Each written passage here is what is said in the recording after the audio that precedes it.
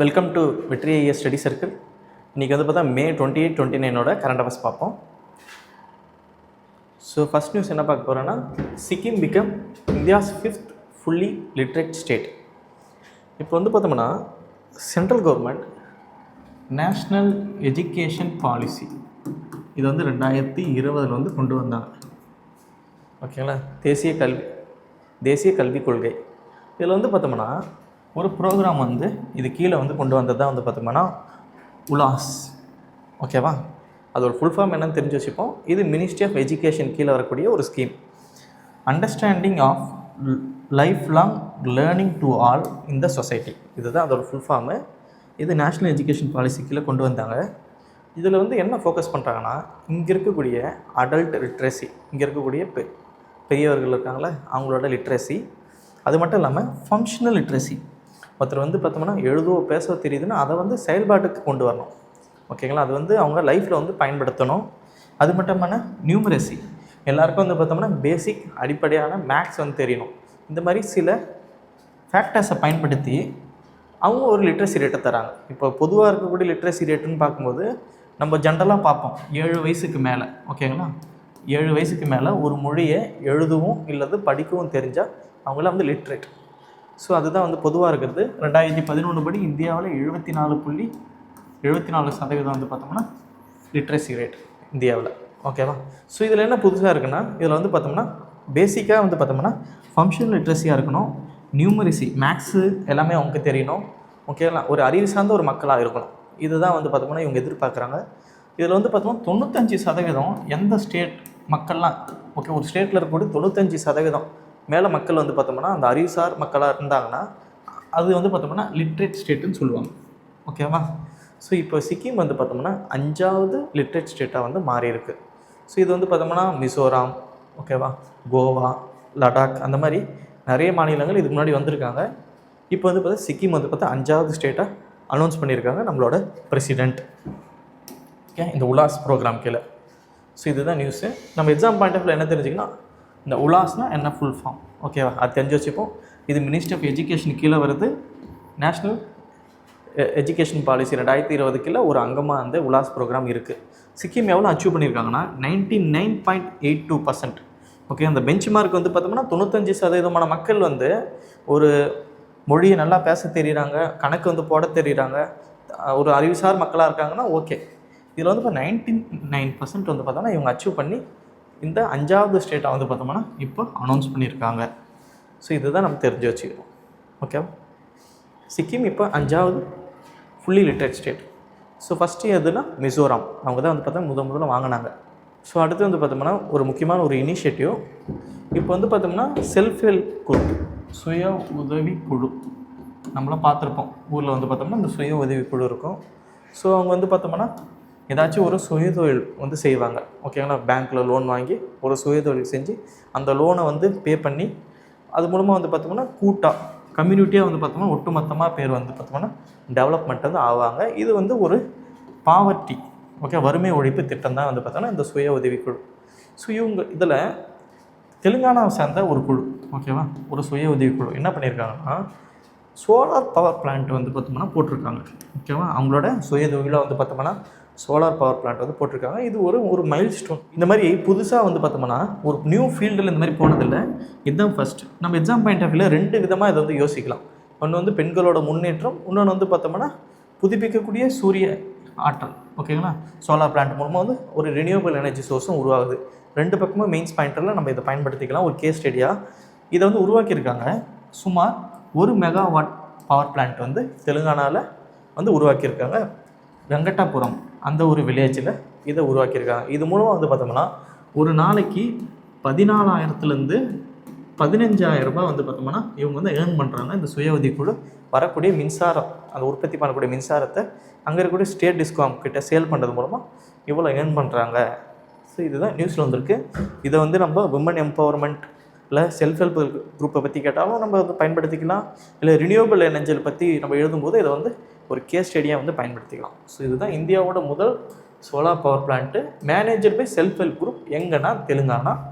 ஓகேவா, ஸோ இதுதான் அங்கே இருக்கக்கூடிய தெலுங்கானாவில் இருக்கக்கூடிய இந்திரா மகிழா சக்தி ஸ்கீம் கீழே இவங்க இதை உருவாக்கியிருக்காங்க. சுமார் 1 மெகாவாட் உற்பத்தி.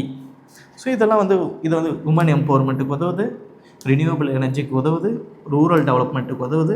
ஸோ இந்தியாவோட அந்த ஃப்யூச்சரில் நம்ம நெட் ஜீரோ அதுக்காகலாம் வந்து பார்த்தோம்னா இது ஒரு கிரேட் இனிஷியேட்டிவ்ஸாக இருக்கும். ஓகேவா? அடுத்த நியூஸ் பார்க்க போகிறோம். So Kerala government project zero அப்படின்ற ஒரு ப்ராஜெக்ட் வந்து லான்ச் பண்ணியிருக்காங்க. இது மூலமாக வந்து பார்த்தோம்னா ஜீரோ கரப்ஷன், ஓகேவா, ஊழலற்ற ஒரு ஆட்சி அமைக்கணுன்றதுக்காக ப்ராஜெக்ட் ஜீரோ அப்படின்ற இனிஷியேட்டிவ் கொண்டு வந்திருக்காங்க. இது மூலமாக வந்து பார்த்தோம்னா zero corruption, zero exclusion, zero tolerance, so ஊழலே இல்லாத ஒரு சமூகத்தை உருவாக்கணும்னு இந்த ப்ராஜெக்ட் ஜீரோ என்ற இனிஷியேட்டிவ் கேரளா கவர்மெண்ட் கொண்டு வந்திருக்காங்க. ஓகேவா? ஸோ எக்ஸாம் பாயிண்ட் நம்ம என்ன தெரிஞ்சுக்கணும், இப்போ ஆந்திர பிரதேஷ், தெலுங்கானா, கேரளா, கர்நாடகாவில் ஸ்டேட்டில் நடக்கக்கூடிய முக்கியமான விஷயத்தை நம்ம தெரிஞ்சு வச்சுக்கணும். ஏன்னா எக்ஸாமில் வந்து இந்த மாதிரி ப்ராஜெக்ட் ஜீரோ எந்த ஸ்டேட் வந்து ஆரம்பித்தாங்க அப்படின்னு சொல்லி தமிழ்நாடு, கேரளா, ஆந்திரா, தெலுங்கானா அப்படியே ஆப்ஷன் கொடுத்துருவாங்க. ஸோ அதனால் தெரிஞ்சு வச்சுப்போம். ஊழல் இல்லாமல் ஒரு மாநிலத்தை உருவாக்கணும்னு கேரளா கவர்மெண்ட் இந்த இனிஷியேட்டிவ்ஸை கொண்டு வந்திருக்காங்க. ஸோ அடுத்து என்ன பார்க்க போகிறோன்னா மிஷன் குயின் பைனாப்பிள் இதுதான் அடுத்த நியூஸு. ஃபஸ்ட்டு இது குயின் பைனாப்பிள்லாம் என்னென்னு பார்ப்போம். குயின் பைனாப்பிள் இது ஒரு பைனாப்பிளில் இருக்கக்கூடிய அண்ணாச்சியில் இருக்கக்கூடிய ஒரு வகை தான். ஸோ இதுக்கு வந்து என்ன ஸ்பெஷல்னால் இதுக்கு வந்து GI take, geographical indication take வந்து இது கொடுத்துருக்காங்க. இது திருப்புராவில் ஒரு முக்கியமான ஒரு பைனாப்பிள் தான். ஓகேங்களா?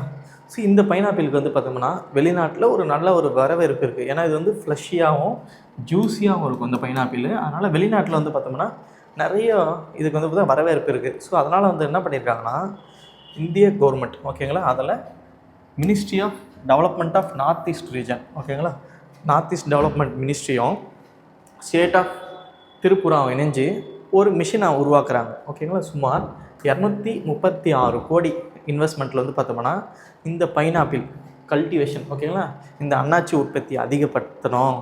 இதோட வேல்யூ ஆடட் செயின், இதை வந்து பார்த்தோம்னா அந்த செயின் எங்கள் விவசாயிகிட்டேருந்து ஃபாரின் எக்ஸ்போர்ட் பண்ணக்கூடிய அந்த செயினை மேம்படுத்தணும் அப்படின்னு இந்த திரிபுரா கவர்மெண்ட்டும் யூனியன் மினிஸ்ட்ரி நார்த் ஈஸ்ட் ரீஜனோட மினிஸ்ட்ரியும் சேர்ந்து ஒரு ஸ்கீம் வந்து உருவாக்கியிருக்காங்க. அதுதான் மிஷன் குயின் பைனாப்பிள்.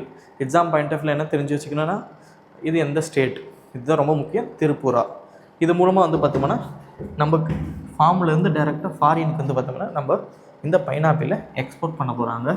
நிறையா நமக்கு ஃபாரின் எக்ஸ்சேஞ்ச் வரது இல்லாமல் இங்கே இருக்கக்கூடிய விவசாயிகளுக்கும் வந்து பார்த்தோம்னா ஒரு மிகப்பெரிய ஒரு வரமாக இருக்கும் இந்த ஸ்கீம். ஸோ இதுதான் மிஷன் குயின் பைனாப்பிள். ஞாபகம் வச்சுக்கிட்டு 2 மினிஸ்ட்ரி, ஓகே, மினிஸ்ட்ரி திரிபுரா ஞாபகம் வச்சுப்போம். ஸோ அடுத்து நம்ம பார்க்கும்போது பிலிம்ஸ் பாயிண்டர். ஸோ பிலிம்ஸ் பாயிண்டரில் நம்ம நேரடியாக வரக்கூடிய கொஷின்ஸ் பார்ப்போம். இப்போ வந்து பார்த்தோம்னா ஏஷியன் அத்லெட்டிக் அசோசியேஷன், ஓகேங்களா, ஆசிய தடகள அசோசியேஷன் அவங்க இருக்காங்க. அவங்க என்ன சொல்லியிருக்காங்கன்னா இந்தியா தான் வந்து பார்த்தோம்னா 2027 ஏஷியன் ரிலே, அதுவும் 2028 ஏஷியன் இண்டோர் அத்லெட்டிக் சாம்பியன்ஷிப், இதுவும் இந்தியா தான் நடத்த போகுது அப்படின்னு அனௌன்ஸ் பண்ணியிருக்காங்க. நம்ம எக்ஸாம் பாயிண்ட் ஆஃப் வியூ என்ன தெரிஞ்சுக்கணும்னா எந்த ஊரில் இது நடத்த போகிறாங்க.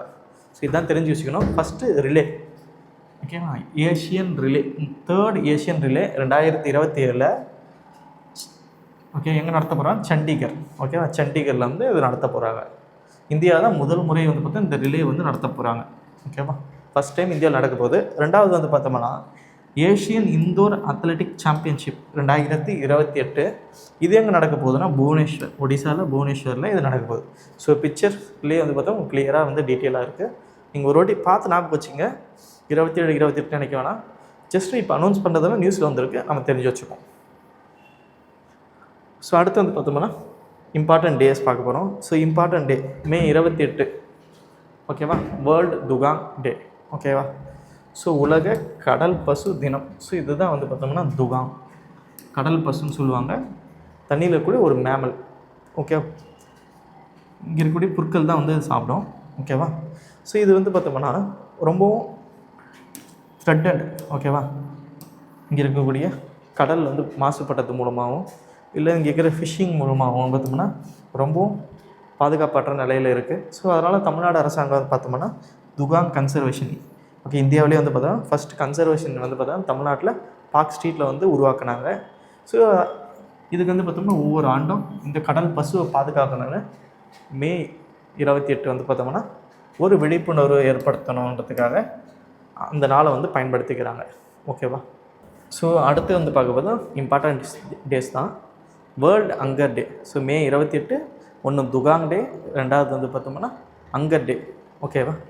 ஸோ ஹங்கர் டே பொறுத்த வரைக்கும் நமக்கு வந்து SDG 2 வந்து பார்த்தோம்னா ஹங்கர், பசியே இருக்கக்கூடாது, இல்லாமல் போகணுன்றது தான் அதோட கோலாக இருக்குது. ஸோ அந்த நாளில் தான் வந்து பார்த்தோம்னா வேர்ல்டு ஹங்கர் டே. ஸோ நம்ம எக்ஸாம் பாயிண்ட் ஆஃப் வியூவில் வந்து பார்த்தோம்னா SDG கோல் 2 ஞாபகம் வச்சுங்க. ஓகேவா? No hunger. ஸோ அடுத்து நம்ம பார்க்க போது மெயின்ஸ் பாயிண்டர். ஸோ மெயின்ஸ் பாயிண்டரில் இன்றைக்கி என்ன பார்க்க போகிறோம்னா கரப்ஷன். ஓகேவா? நேற்று பாப்புலேஷன் எக்ஸ்ப்ளோஷன் பார்த்தோம். இன்றைக்கி வந்து பார்த்தா கரப்ஷன். ஏன்னா அந்த கரப்ஷனுக்காக கேரளா கவர்மெண்ட் ப்ராஜெக்ட் 0ன்றதை லான்ச் பண்ணியிருக்காங்க. ஸோ கரப்ஷன்னா என்ன? ஸோ ஆல்ரெடி சொன்னால் ஒரு டெம்ப்ளேட்டை ரெடி பண்ணிக்கணும். சோஷியல் இஷ்யூஸை பொறுத்த வரைக்கும் முதல்ல டெஃபினேஷன். ஸோ ஒரு டெஃபினேஷன், அந்த டெஃபினேஷன் வந்து ஒன்று ஜென்ரலான டெஃபினேஷனாக இருக்கணும், இல்லைனா வேர்ல்டு பேங்க்கு, IMF இல்லை ஏதாச்சும் ஒரு நிறுவனம் சொன்னக்குள்ளேயே ஒரு டெஃபினேஷனாக இருக்கும். இப்போது இந்த கரப்ஷனுக்கு வந்து பார்த்தோம்னா வேர்ல்டு பேங்க் என்ன சொல்லியிருக்காங்க? Abuse of public office for private gain. இது வேர்ல்டு பேங்க் சொல்லியிருக்காங்க. அதே மாதிரி டிரான்ஸ்பரன்சி இன்டர்நேஷ்னல்ன்ற அமைப்பு வந்து பார்த்தோம்னா ஒரு டெஃபினேஷன் சொல்லியிருக்காங்க. இல்லை இது பொதுவான டெஃபினேஷன். இது மூணுத்தில் நீங்கள் ஏதாச்சும் ஒரு டெஃபினேஷன் வந்து எடுத்துக்கலாம். ஓகேவா? ஸோ கரப்ஷனை பற்றி நம்ம டீட்டெயிலாக A to Z இதில் பார்ப்போம். ஓகே, கரப்ஷன் அடுத்தோன்னா டெஃபினேஷன் வந்து நம்ம இப்போ நான் அவுட்லைன் சொல்லுவேன். நீங்கள் இந்த PDF கிடைக்கும் போது கொஞ்சம் நல்லா டீப்பாக எடுத்து படிக்கலாம். ஓகேவா? ஸோ கரப்ஷன் ஒரு ஜென்ரல் டெஃபினேஷன், வேர்ல்டு பேங்க் சொன்னது, டிரான்ஸ்பரன்சி இன்டர்நேஷ்னல் சொன்னது. ஓகேவா? அடுத்து கரப்ஷனோட டைப். கரப்ஷனை பொறுத்தவரைக்கும் 2 டைப்பாக பிரிச்சுருக்காங்க. ஒன்று வந்து scale, based on the scale, குட்டி, ஓகேவா, இல்லை பெருசு, அந்த மாதிரி வந்து based on the scale, petty, grand, systemic. அப்புறம் வந்து பார்த்தோம்னா நேச்சரை பற்றி பார்த்தோம்னா சில கரப்ஷனை பிரிச்சுருக்காங்க. இது டைப்ஸ் ஆஃப் கரப்ஷன். அப்புறம் இந்த ஊழலுக்கு முக்கியமான காரணிகள் என்ன, காசஸ் என்ன அப்படி பார்க்கும்போது administrative causes, political causes, economic, social, institutional. Okay, மொத்தம் 5 காசஸ் இருக்குது. ஒவ்வொரு காசஸ்க்குலேயும் 3 பாயிண்ட் இருக்குது. ஸோ இதுவே போதுமானது ஒரு மெயின்ஸ் ஆன்சரை நீங்கள் பில்டப் பண்ணுறதுக்கு. அடுத்து வந்து பார்த்தா காசஸுக்கு அப்புறம் எஃபெக்ட், ஒரு 4 எஃபெக்ட்டு, ஒவ்வொரு எஃபெக்ட்டுக்குலேயும் 3 பாயிண்ட் இருக்குது உங்களுக்கு. ஒரு வாட்டி நீங்கள் மேலோட்டம் படித்தா போதும், கிளியர் கட்டாக உங்களுக்கு புரியும். ஸோ எஃபெக்ட் ஆகிடுச்சிங்களா? அடுத்து மெஷர்ஸ், என்னென்ன நடவடிக்கைலாம் இந்தியாவில் எடுத்திருக்காங்க அந்த கரப்ஷனை கட்டுப்படுத்த பார்க்கும்போது ஒன்று வந்து லீகல் மெஷர்ஸ். ஓகேங்களா? லீகலாக வந்து பார்த்தா நிறைய சட்டங்கள் வந்து ஏற்றிருக்காங்க. ஸோ ஒன்ஸ் லீகல் மெஷர்ஸை நீங்கள் எழுதும்போது கண்டிப்பாக அதுக்கான ஆக்ட் வந்து முக்கியம். அதை பற்றி ஒரு 2 லைன். ஓகேங்களா? ஒரு லீகல் மெஷர் சொல்கிறீங்க, பினாமி டிரான்சாக்ஷன் ஆக்ட்னா 1988 ஆக்ட் அமெண்டட் இன் 2016, அதை பற்றி ஒரு 2 லைன் இல்லை 3 லைன் எழுதுனா 2 பாயிண்ட் போட்டோம்னா கரெக்டாக இருக்கும் உங்கள் ஆன்சரு. அப்புறம் இன்ஸ்டியூஷனல் மெஷர்ஸ், என்னென்ன இன்ஸ்டியூஷன்லாம் இருக்குது? CVC இருக்குது நம்மக்கிட்ட, ஓகே, CBI இருக்குது, லோக்பால் இன்ஸ்டியூஷன். இதெல்லாம் இன்ஸ்டியூஷனலாக என்னென்ன இருக்குது, அமைப்புகளாக என்னென்ன இருக்குது. அதுக்கு அட்மினிஸ்ட்ரேஷனில் என்னென்ன ரிஃபார்ம் பண்ணியிருக்காங்க, கவர்மெண்ட் செக்டரில் கரப்ஷனை கண்ட்ரோல் பண்ணுறதுக்காக கவர்னன்ஸை கொண்டு வந்திருக்காங்க. ஓகேங்களா? டைரக்ட் பெனிஃபிட்ஸ் ட்ரான்ஸ்ஃபர், நேரடி வந்து மக்களோட அக்கௌண்ட்லேயே காசு போடுறாங்க, அந்த மாதிரி. சிட்டிசன் சென்ட்ரிக் மெஷர்ஸ் இதெல்லாம். ஸோ சிட்டிசன்ஸும் வந்து பார்த்தா கரப்ஷன் மெஷர்ஸில் என்னெல்லாம் பண்ணியிருக்காங்க, சோஷியல் ஆடிட், சிட்டிசன் சார்ட்டர், இதெல்லாம் வந்து சிட்டிசன் சென்ட்ரிக். இது தாண்டி என்னென்ன சேலஞ்சஸ்லாம் இருக்குது, ஏன் வந்து இப்போது இந்த ஊழல் இருக்குது அப்படி பார்க்கும்போது இங்கே காரணிகள் இருக்குது. ஸோ இதுதான் 7வது, political interference, lack of independence, delayed in justice. இதெல்லாம் வந்து பார்த்தோம்னா சேலஞ்சஸாக இருக்குது. அடுத்து இந்த சேலஞ்சுக்கு என்ன வே ஃபார்வர்ட், அடுத்த கட்டம் நம்ம என்ன பண்ணலாம், கடைசி வந்து பார்த்தோம்னா கன்க்ளூஷன். இதை தாண்டி வந்து பார்த்தோம்னா நீங்கள் வேறு என்ன எக்ஸ்ட்ரா வேல்யூ ஆட் பண்ணலான்னா டிரான்ஸ்பரன்சி இன்டர்நேஷ்னல் அமைப்பு வந்து பார்த்தோம்னா கரப்ஷன் பர்செப்ஷன் இண்டெக்ஸ்ன்றதை வெளியிடுவாங்க. அதில் இந்தியாவோட ரேங்கிங் என்னன்றதை நீங்கள் நோட் பண்ணி அந்த வருஷத்தோட எப்போ மெயின்ஸ் எழுதுறீங்களோ அந்த வருஷம் என்ன ரேங்கிங் கொடுத்துருக்காங்களோ அதை வந்து ஒரு பாயிண்ட்டாக நீங்கள் வந்து யூஸ் பண்ணிக்கலாம். ஸோ இதை வச்சு நீங்கள் கரப்ஷனுக்கு என்ன ஒரு முக்கியமான ஆன்சர்ஸ்னாலும் அழகாக நம்ம ஃபில் பண்ண முடியும். ஓகேவா? ஸோ அடுத்து நம்ம பார்ப்பது question of the day. So corruption பார்த்தோம். கரப்ஷனை மையப்படுத்தி ஒரு ப்ரீவியஸ் இயர் கொஷினை பார்ப்போம். Which committee recommended establishment of central vigilance commission. So எந்த கமிட்டி வந்து பார்த்தோம்னா மத்திய ஊழல் தடுப்பு கண்காணிப்பு ஆணையத்தை பரிந்துரைத்தது. ஆப்ஷன் ஏ வந்து பார்த்தோம்னா ஸ்ரீகிருஷ்ணா கமிட்டி, ஆப்ஷன் பி வந்து பார்த்தா சொரன் சிங் கமிட்டி, ஆப்ஷன் சி வந்து பார்த்தோம்னா கேல்கர் கமிட்டி, ஆப்ஷன் டி வந்து பார்த்தா சந்தானம் கமிட்டி. எது ஆன்சர்ஸ் நினைக்கிறீங்களோ அதை நீங்கள் யூடியூப் போஸ்ட் இருக்குது போல் பண்ணலாம். தேங்க்யூ.